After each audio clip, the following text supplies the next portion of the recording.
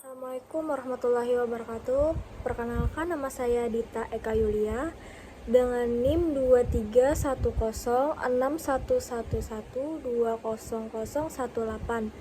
Di sini saya akan mempresentasikan tugas hidrologi hutan dengan judul intersepsi. Baik, pertama sebelumnya kita harus mengenal dulu apa sih intersepsi itu. Di sini ada definisi intersepsi. Intersepsi hidrologi adalah proses penangkapan air hujan oleh tajuk hutan sebelum mencapai permukaan tanah. Proses ini melibatkan daun, cabang, dan batang pohon yang menahan sebagian air hujan kemudian meluapkan kembali ke atmosfer tanpa pernah mencapai tanah. Jadi, intersepsi adalah proses ketika air hujan ditangkap dulu oleh tajuk sebelum benar-benar menyentuh tanah. Dan air hujan itu tertahan di daun, cabang, dan batang. Contohnya seperti kita berdiri di bawah pohon saat hujan ringan, kita masih bisa merasakan lebih kering karena sebagian air tertahan di tajuk pohon. Jadi, intersepsi merupakan komponen penting dalam neraca air hutan yang mempengaruhi ketersediaan air tanah, aliran permukaan, dan kualitas air di daerah aliran sungai. Baik, selanjutnya kita akan membahas tentang komponen utama intersepsi hutan. Di sini ada 3 komponen utama dalam intersepsi hutan.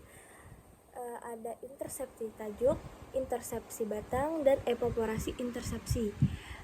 Intersepsi tajuk merupakan air hujan yang tertahan oleh daun dan cabang di lapisan atas hutan, merupakan komponen terbesar dari total intersepsi, seperti kapasitas penyimpanan tajuk, luas permukaan daun, dan struktur percabangan. Kedua, ada intersepsi batang. Intersepsi batang adalah air yang mengalir melalui batang pohon menuju akar.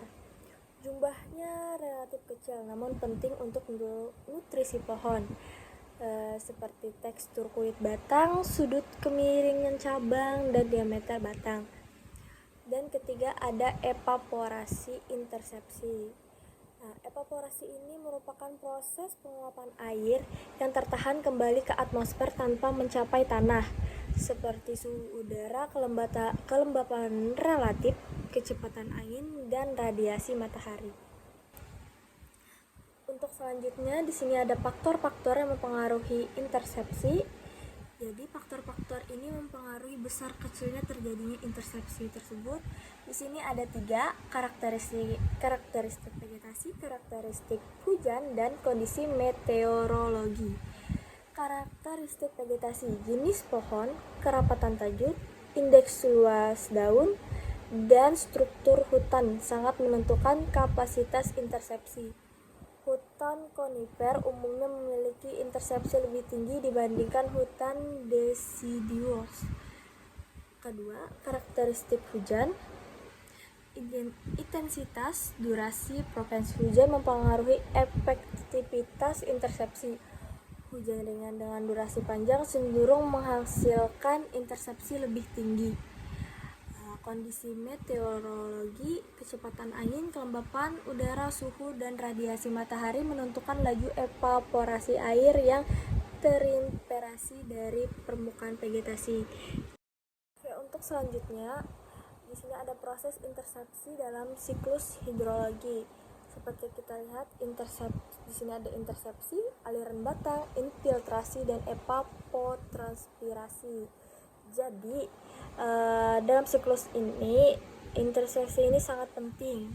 Sebagian air hujan tertahan di tajuk, lalu sebagian jatuh ke tanah, dan sebagian ada juga mengalir lewat batang.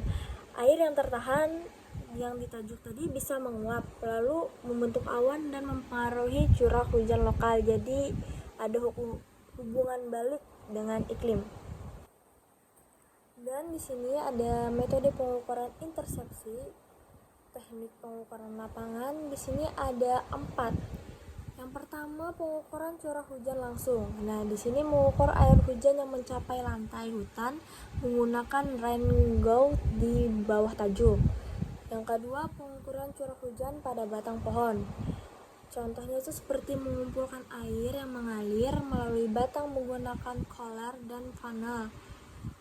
Yang ketiga, curah hujan.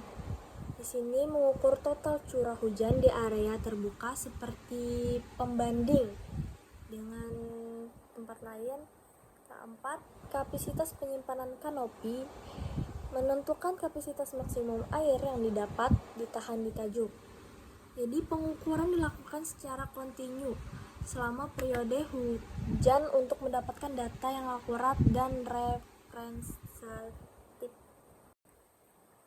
Baik, selanjutnya di sini ada variasi intersepsi berdasarkan jenis hutan. Di sini terdapat diagram.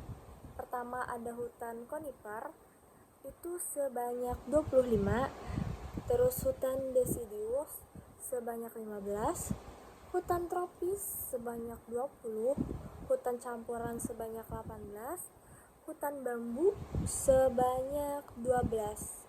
Jadi di sini setiap jenis hutan punya kapasitas intersepsi yang berbeda. Hutan konifer contohnya seperti hutan pinus, tinggi karena daunnya jarum dan rapat. Hutan tropis seperti di Indonesia sedang. Hutan bambu paling rendah karena daunnya licin dan condong ke bawah, jadi airnya cepat jatuh. Dampak intersepsi terhadap ekosistem. Di sini ada pengaturan aliran air. Intersepsi mengurangi volume air yang mencapai tanah, membantu mencegah erosi dan banjir, dan proses ini juga memperlambat aliran permukaan, memberi waktu lebih untuk infiltrasi air ke dalam tanah. Regulasi iklim mikro.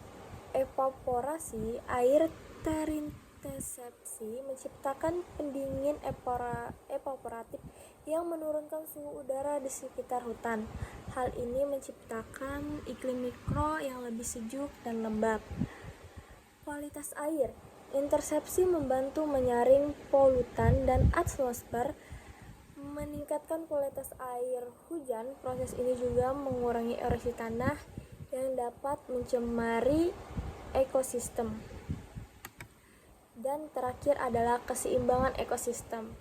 Intersepsi mempengaruhi kesediaan air untuk vegetasi dan fauna hutan serta berkontribusi pada siklus nutrisi dan ekosistem hutan.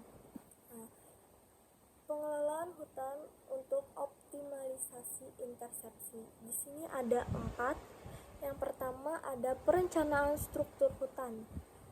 Di sini merancang komposisi spesies dan struktur tajuk yang optimal untuk memaksimalkan intersepsi sambil mempertahankan fungsi ekosistem lainnya, seperti mempertimbangkan kombinasi pohon dengan karakteristik intersepsi yang berbeda. 2. Pengelolaan kerapatan tegakan. Di sini untuk mengatur jarak tanam dan kerapatan pohon untuk mencapai keseimbangan antara intersepsi maksimal dan pertumbuhan optimal. Dan terlalu rapat dan mengurangi pertumbuhan. Terlalu jarang mengurangi intersepsi. Jadi kalau kerapatan tegakan itu mengurangi pertumbuhan, sedangkan kalau terlalu jarang juga mengurangi intersepsi. Dan 3. Pemeliharaan tajuk. Melakukan pemangkasan selektif untuk mempertahankan struktur tajuk yang sangat efektif dalam intersepsi. Menghilangkan cabang mati atau sakit dapat mengurangi kapasitas intersepsi. 4. Monitoring evaluasi. Melakukan pengukuran rutin, intersepsi dan parameter hidrologi lainnya untuk mengevaluasi efektivitas pengolahan dan melakukan penyesuaian strategi bila diperlukan. Masa depan penelitian intersepsi hidrologi. Di sini terdapat teknologi dan inovasi serta tantangan perubahan iklim. Perkembangan teknologi, remote sensing dan lainnya membuka peluang baru dalam monitoring intersepsi secara real time dan skala landscape. Teknologi ini memungkinkan pengukuran yang lebih akurat dan efisien. Tantangan perubahan iklim, perubahan pola curah hujan, dan meningkatkan suhu global memerlukan pemahaman lebih mendalam tentang adaptasi intersepsi hutan. Penelitian fokus pada resiliensi ekosistem hutan terhadap perubahan iklim. Terakhir, kesimpulan. Intersepsi hidrologi hutan merupakan proses fundamental yang mempengaruhi siklus air, iklim mikro, dan kesehatan ekosistem. Pemahaman mendalam tentang proses ini esensial untuk pengolahan hutan berkelanjutan dan mitigasi perubahan iklim. Sekian presentasi saya ucapkan terima kasih.